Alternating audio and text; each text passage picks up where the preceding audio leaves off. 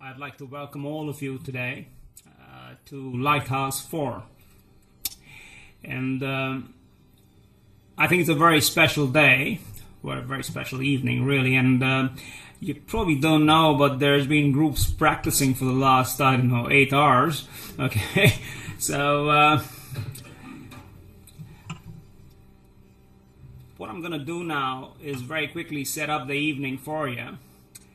And I start with this quote from Michelangelo, which says that the greater danger for most of us lies not in setting our aim too high and falling short, but setting our aim too low and achieving our mark, And I think one thing's for sure, that when Andrew, Des, and Roger, and Michael, and Ross, all of us got together, we certainly didn't set our aims too low.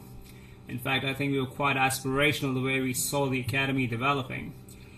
And what we've got going now is something quite special. We've got about 21 companies who've already become part of the alumni. About 140 people have passed through the program. And look, we're only 19 months old, yeah?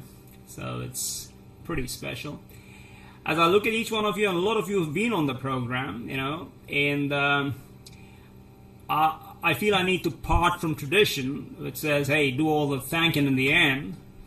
And my master used to always tell me, hey, whatever given and taken of thanks you want to do it right in the beginning. You never know whether existence will give you a chance in the end, So I want to thank each one of you very deeply, because without you, my search for meaning wouldn't have been complete. And I think that each one of you has contributed in some way to me achieving my purpose and my calling. So for that, I'm really, really grateful. I definitely want to tell you that, hey, whenever you're on your search for meaning, when you're on your journeys, please count me in, because I'd like to return the favor. There's somebody else I need to thank. I think the Academy owes him a great debt of gratitude.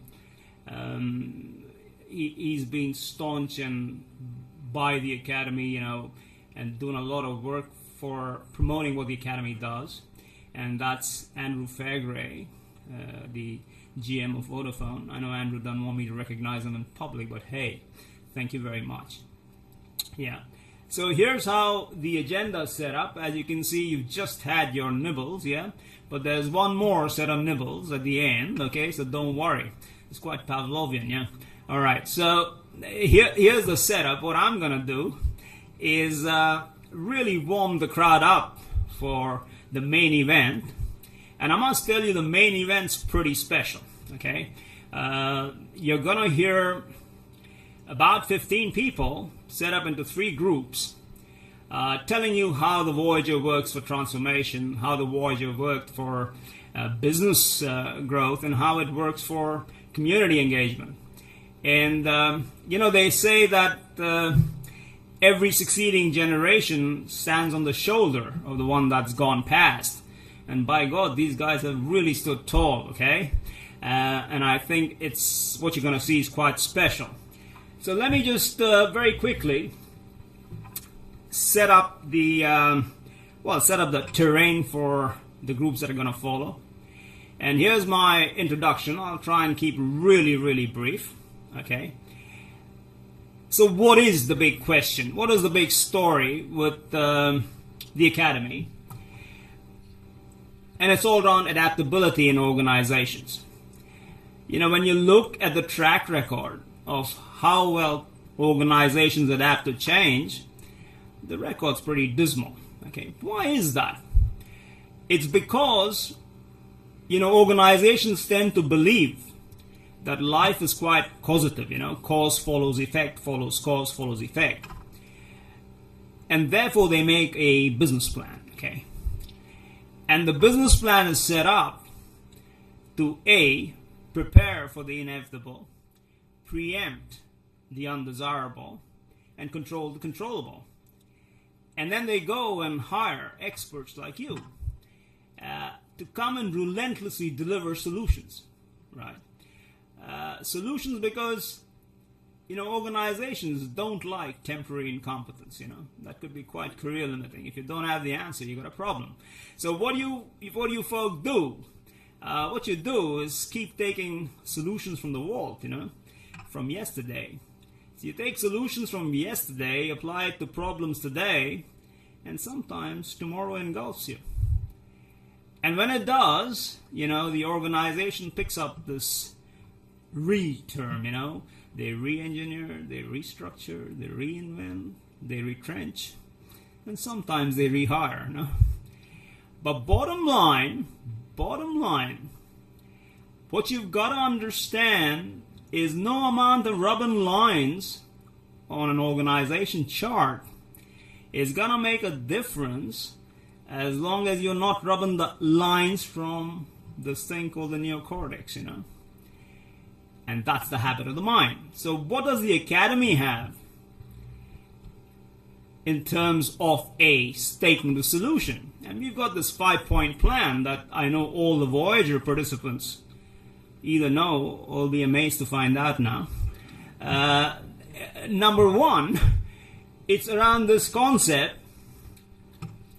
of attention. I know that the groups that are going to be presenting directly afterwards are going to be talking to some of these, so I'm going to be careful I keep their powder dry. Yeah. But what is attention to your inner and outer worlds? William James said in 1895 that, hey, whatever I attend to is my experience. Otherwise, it's just gone by. And if you look at contemplative practice, it tells you that what you have as a mind is part Hoover and part spotlight.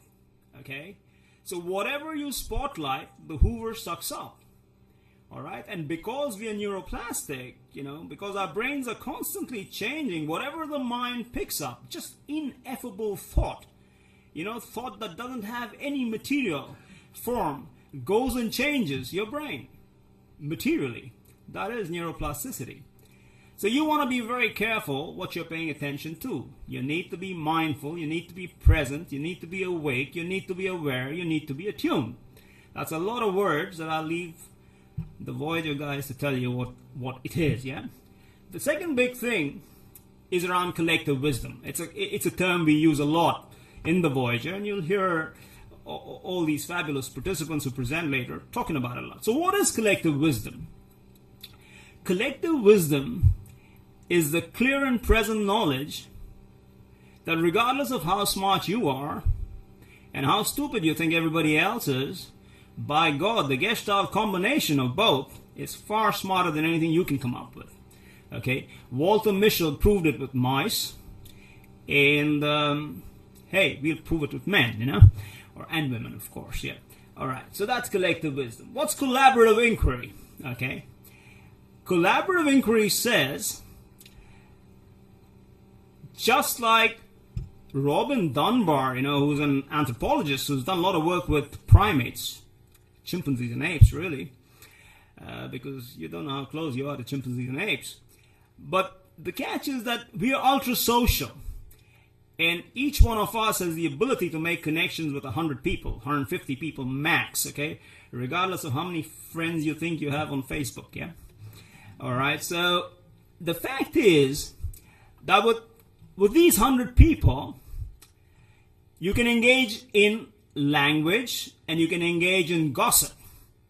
And gossip is a, non-zero-sum game. Gossip, if I gossip about you and you gossip about me and somebody else hears both of our gossips, they're richer for having heard.